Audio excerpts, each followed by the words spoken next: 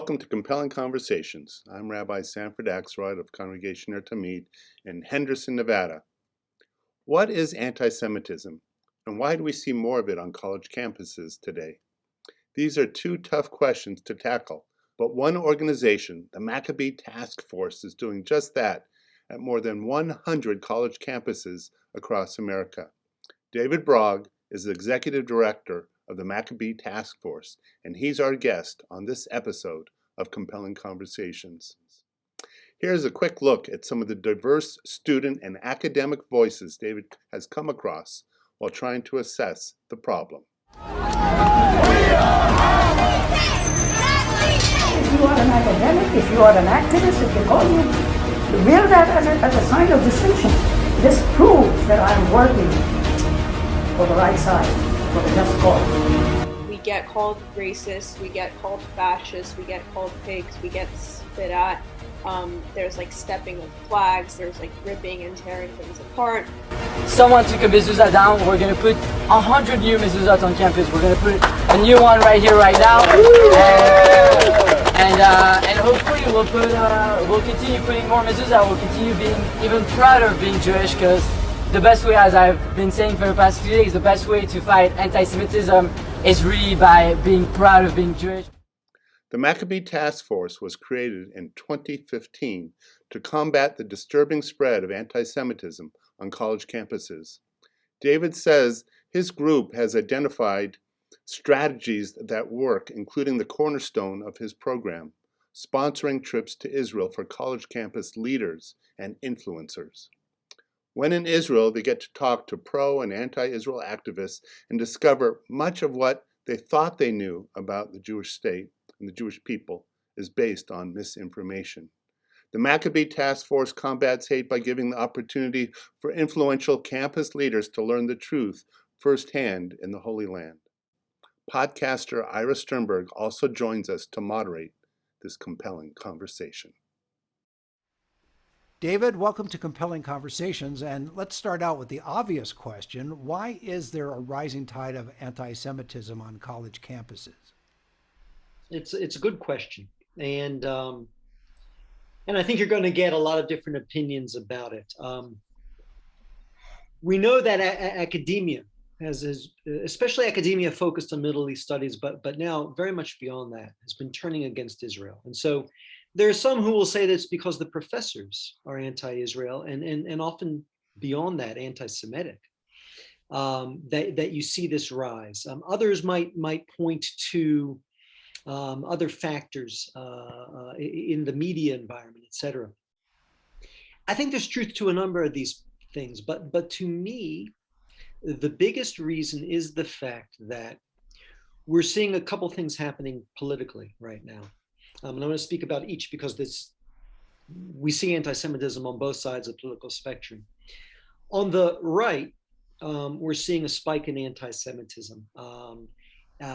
Online activity has facilitated like-minded conspiracy theorists, like-minded haters, to get together to persuade one another and egg each other on. And so we're seeing this anti-Semitism thrive in the dark corners of the web. This is the kind of chat that prompted the killer to go into the synagogue in Pittsburgh and kill Jews. This is the kind of stuff that prompted the killer in Poway to go into a synagogue and kill Jews. And to me, this is a real existing anti-Semitic threat, but it's mostly a threat to our security. It's mostly a threat to our security as Jews, that someone involved in this may, God forbid, go out and commit an act of violence. We don't see these people on the far right taking over our institutions, our media, our academia, the Republican Party. The Republican Party on the whole has done a very good job of policing the party and making sure anti-Semitism like this is unacceptable and not accepted within the party. But we also see anti-Semitism on the left. And when it comes to the anti-Semitism on the left in particular, it tends to take the form of the demonization of Israel and the delegitimization of Israel. And of course, we have to say this all the time, but it's important to say, criticizing Israel is not anti-Semitic. We all criticize Israel. Those who love her criticize her, those who dislike her criticize her. So much of the criticism is valid. But like the IRA definition of anti-Semitism makes clear, and like Natan Sharansky. Well, just one moment. When you said the IRA definition, could you spell out what that reference? It's the International Holocaust Remembrance Association. And they did pioneering work in coming up with a definition of anti-Semitism. Because we talk about anti-Semitism, what is it? I think everyone agrees, put a swastika on a synagogue, that's anti-Semitism.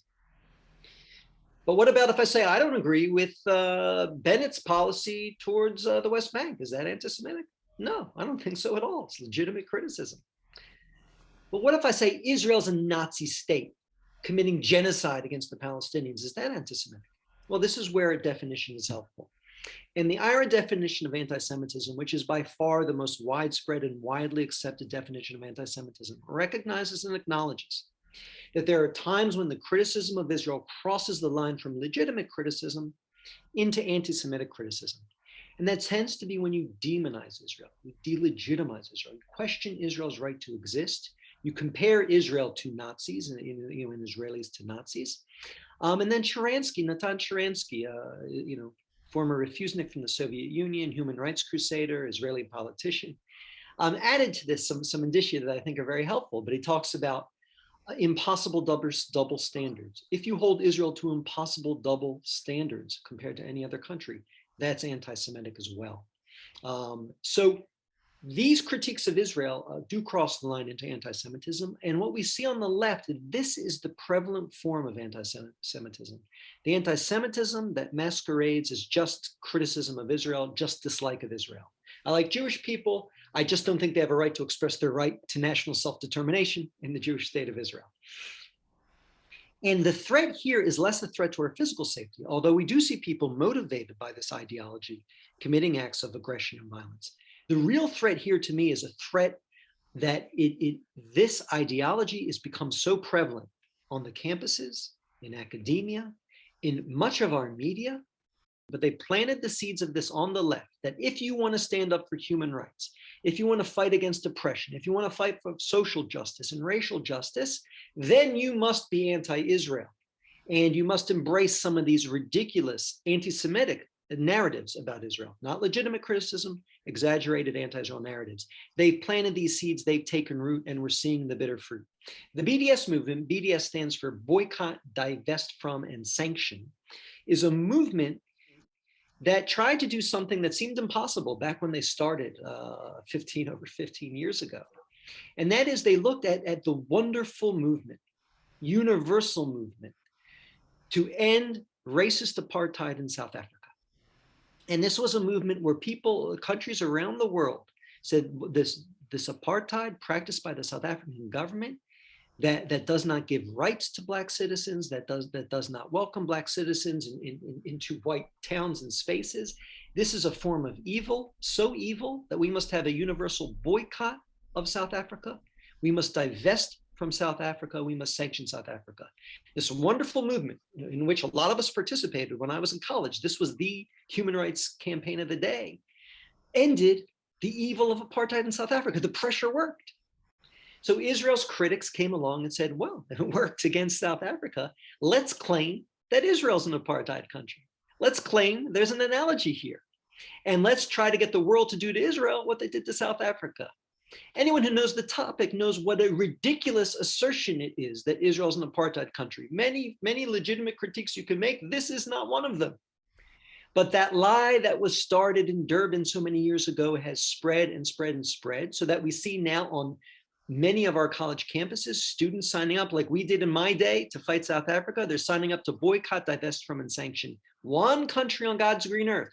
It's not China who's committing a genocide against the Uyghurs. It's not Syria that's dropping bombs on its own civilian population. I could go on and on and on. No, BDS in the United States of America today targets one and only one country, the Jewish state of Israel. And by the way, we just saw Amnesty International just last week released its report accusing Israel of what? Apartheid. So this lie has made it up to the ranks of what used to be a legitimate human rights organization. Rabbi, what's your take on that? I will agree that on college campuses, there's a lot of reasons, some of which David has mentioned, where there is anti-Semitism. Not all anti-Semitism, though, is anti-Israel. there is still a large percentage of anti-Semitic acts that are what we call traditional anti-Semitism, where maybe it's religious based, or maybe it's based upon a mythology towards the Jewish community, that we control the world.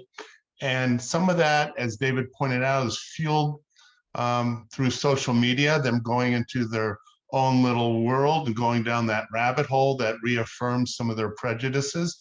And some of it is because of how they were raised and some of the stereotypes towards Jews that they were raised with.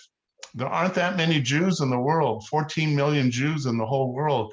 There are college kids, believe it or not, who've never met Jews. They've only met a stereotype. And oftentimes on college campuses, there are organizations that have their own political agenda, where David and I would agree is, for some odd reason that still escapes me, in pursuing their agenda, they also want to criticize Israel. You could have Black Lives Matter without criticizing Israel. You could have the women's movement without criticizing Israel. They have nothing to do with each other.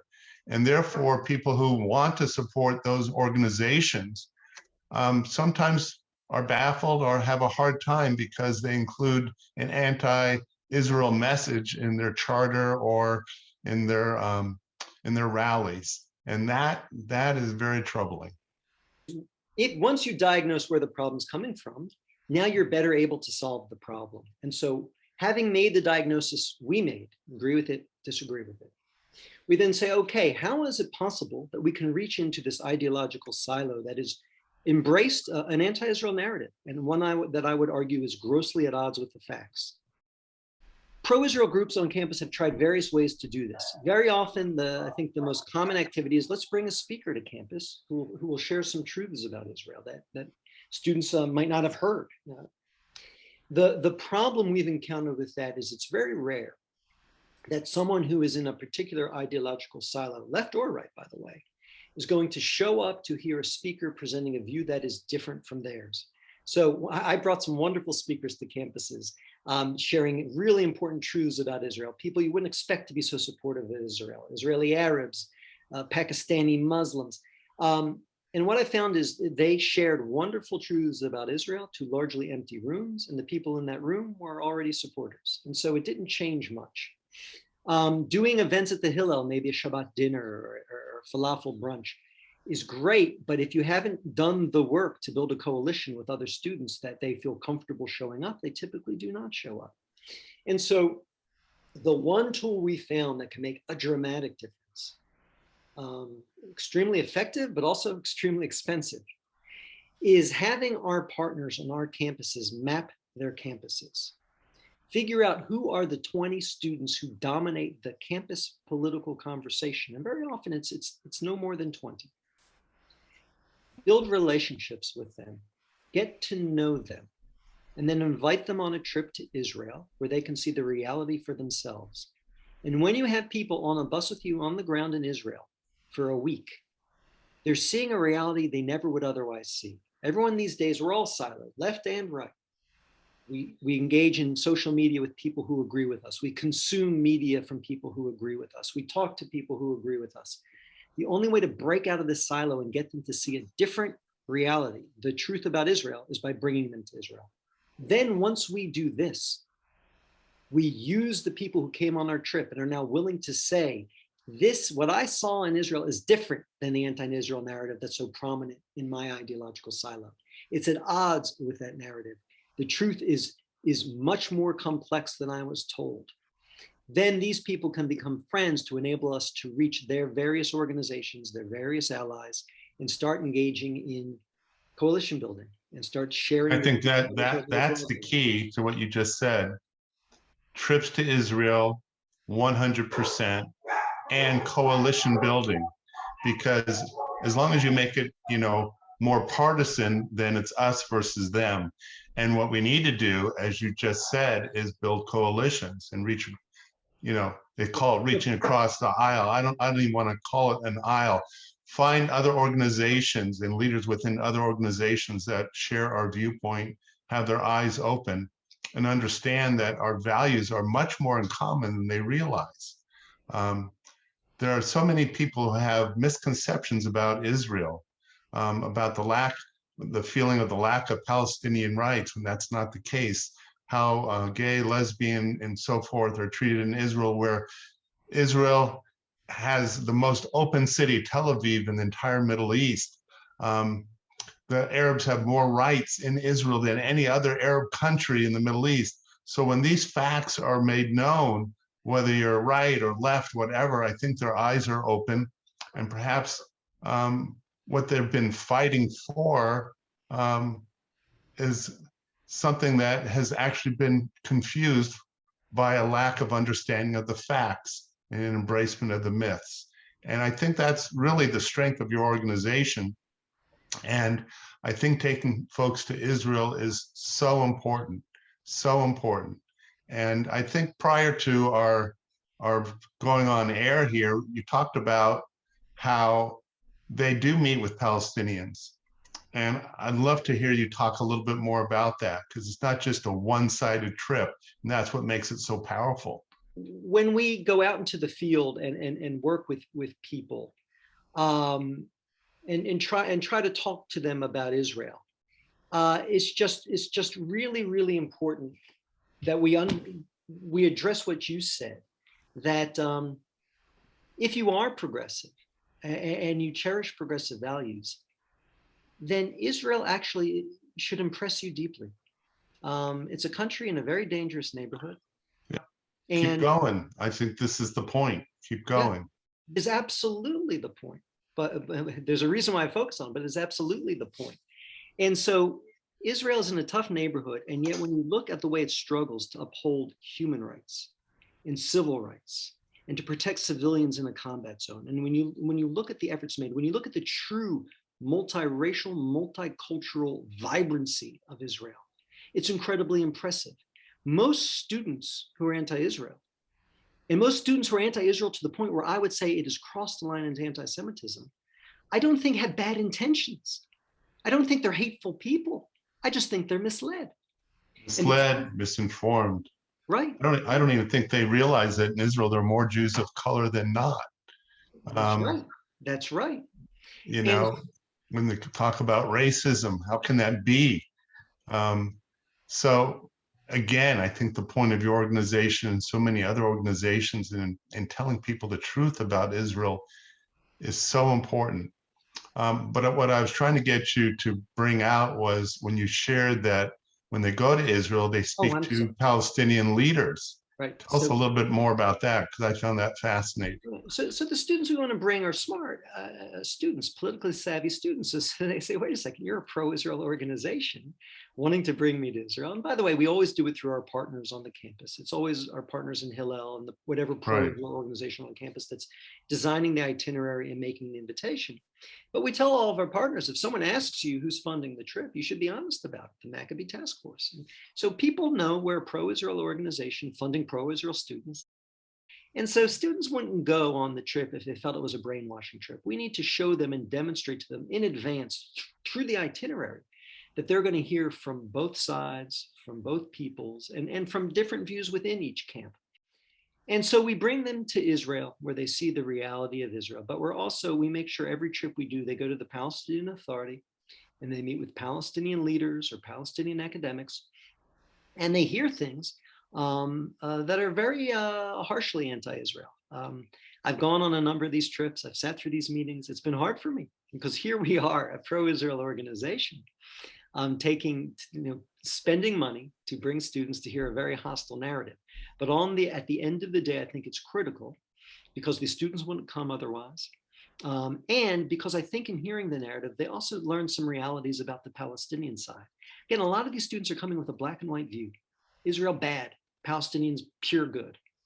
And at a minimum, they walk away understanding there's complexity on both sides. They meet much more nuanced. They meet champions of human rights and multiculturalism and tolerance on Israel's side. And then sometimes on the Palestinian side, they meet people who are accurate reflections of Palestinian society, which is a society that still, very often in polls, a majority of whom support suicide bombing, a government that still gives generous payments to anyone who's convicted of murdering Israelis or their families if they die in the attack. And so there is a strain in Palestinian society that's real and troubling, and they encounter that. Tell us a little bit about, I know that it's open to all kinds of students, so regardless of race, creed, the usual differences and stuff. How has that worked for the organization in terms of bringing people to Israel from the college campuses? Well, it's just critical to understand who has political influence on the campus. Our organization could have had many missions, and among those missions could have been, furthering Jewish identity, furthering a Jewish connection to Israel. We were given a different mission by our founders, which was to defeat BDS on college campuses. And that's really just a short way of saying fight whatever current form of Israel demonization is prevalent on college campus. Well, if you're going to do that effectively, then you have to reach out beyond the Jewish community, and you have to recognize who controls the politics on campus. And so it is almost always these days a very richly diverse group that we end up bringing. And the great thing is, again, some students are actually expecting some form of apartheid, and this is where I say even a bad trip to Israel is incredibly impactful, because even on a bad trip where you're hearing from bad speakers, or the Palestinian spokesmen are more persuasive than the Israeli spokesman. People chose their interlocutors in such a way. People are going to walk the streets, see the diversity, see Jews and Arabs, see Jews from every part of the world and every color and hue, and they're going to realize that this is very different from what they were told. And I think that's the key, and that's the power. Absolutely. You're on 100 campuses right now, correct? Yeah. That's a lot of campuses. Is there a connection between your organization on campus and either the local or the campus rabbi, if there is one? And how would, for example, Rabbi, you want to jump in on this too, is that how can rabbis help facilitate what your organization is doing? Well, we made a decision early on that we weren't going to build our own campus by campus infrastructure. That would be very expensive and very burdensome, especially when there already exists a Jewish and pro-Israel infrastructure on all of these campuses. And that typically exists in a few different ways. There's typically, every campus we're on, we partner with a Hillel. So there's usually a Hillel director, a Hillel rabbi, an Israel fellow, which is an emissary, a shaliach from Israel, Israeli, sent to a campus for 2 or 3 years. There's usually a Chabad, and we include Chabad in our work as partners. Almost all these campuses have a pro-Israel student group, whatever the mascot is, a Blanks for Israel. And so we include that pro-Israel student group. Sometimes there are 2. We work with all of these partners on the campus. The community at large, typically less so, because we see the advantage of these campus-based entities that they have the connections with the students, and they really have the contact we need to be able to approach students through our partnership, and bring them to Israel with us, and then follow up with them upon their return. Can you see a trend at this point? And what would that trend be? In other words, you're starting to see, I am assuming, some fruits of your labor. And when students get back from Israel, even those that were not necessarily pro-Israel, in fact, they're probably anti-Israel, but now they come back, they realize, as you said, things are more complicated than they appear. Is there a follow-up? And do they visit, for example, local rabbis? If there was somebody in Las Vegas that went, would they meet with Rabbi Akselrad to further their perspective of what they saw? So the follow-up is critical. I think if you send these students to Israel, you change them, but then you need to really work with them. So, for example, on a lot of campuses, the head of the Black Student Union can be a very politically significant leader. So great, we can't bring the entire Black Student Union to Israel. I wish we could. So we bring the leader of the organization, or the vice president, whoever it may be. Then when we get back, we really need to work with this leader to bring his or her community together with the pro-Israel community. And so we recommend and fund numerous follow-up events that where the idea is let's use the leaders who have been together in Israel as a bridge to bring the communities together in some sort of joint event that will be of interest to both communities. I describe it as a country with so much turmoil. It is so peaceful. It is literally the most peaceful place, I would almost say, on earth. And so it's really the students on the campus that do the work, more so than the staff. And that's where having students willing to be active and really willing to invest the time is critical. And what's encouraging is even with as bad as things have gotten, especially on certain campuses, we still see students wanting to invest the time to go on these Israel trips and then do the hard work of following up on these Israel trips. Well, we're about to wrap it up, so I'm going to give first you, David, a sense of, again, your mission and if you're seeing anecdotal evidence of the progress, and then we'll turn it over to the rabbi for final thoughts as well. Yes, without a doubt, where we do our full program, we almost always see change. We almost always see change. We see, first of all, we see winning when there are votes on BDS or other condemnation of Israel. We see ourselves winning most of these votes. But even more importantly, this is a more important metric, those who seek to demonize Israel are very smart. So if they know they're going to lose the vote, they tend not to introduce the resolution. And so what we see is tens of campuses every year where our contacts on campus said, we were expecting a BDS vote. We were expecting a vote to condemn Israel. They never offered it. Well, no wonder why they never offered it, because through our work, we were able to build connections with key members of student government and key allies who they would need to support the resolution. And now they're all willing to say, wait a minute, hold on. This is complex. You shouldn't be scapegoating and singling out Israel for condemnation. Not that simple. And so we see that. We also see the converse. Because of coronavirus now, on many of our campuses, over 2 years have passed since the last Israel trip. And what we've seen is the first year after an Israel trip, you still have great contacts in high places and you're able to get things done and you're able to block the bad stuff. But for example, last May during the war with Hamas, 10 of our campuses had anti-Israel resolutions introduced. At this point, these campuses had been 2 years without a trip. And so we saw something really interesting. On 6 of these campuses, we no longer had friends in high places. We no longer had key contacts in student government or with the most influential student groups. We lost 6 of those votes. 4 of these campuses somehow, surprisingly, even 2 years later, we did still have allies in important places and we won those 4 votes.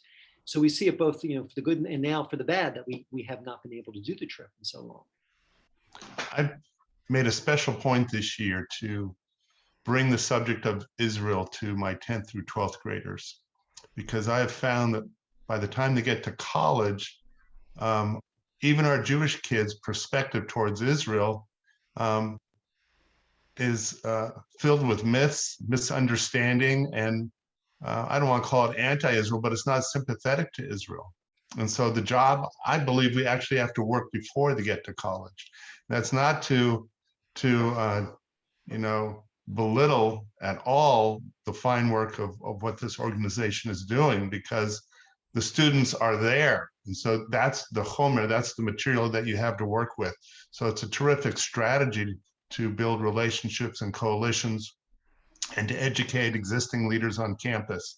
But I'm also working darn hard with these high school kids, and I wish there was more for these high school kids, so that perhaps there would be an idea where they would go with their families at bar mitzvah age or post bar mitzvah age, so that as a family unit, they would get to see Israel and understand Israel through a different lens and be much more prepared to be advocates for Israel by the time they reach college.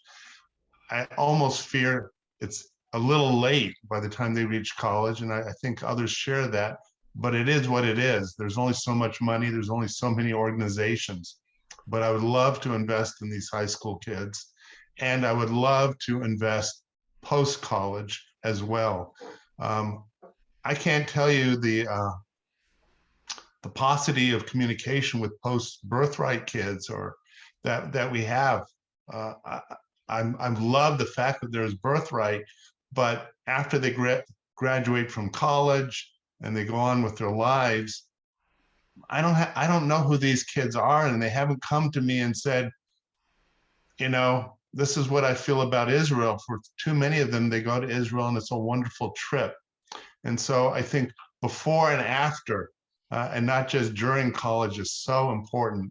And I hope that anyone who's listening who has the ability to make those types of programs happen, I would love to see a world in which before and after we're also massaged and focused upon as well. But until then, I commend you on the fine work of educating pro-Israel activists on campus. It's so important, and thank you for being our guest today. Thanks for having me, Rabbi, and I agree entirely. We've got so much work to do.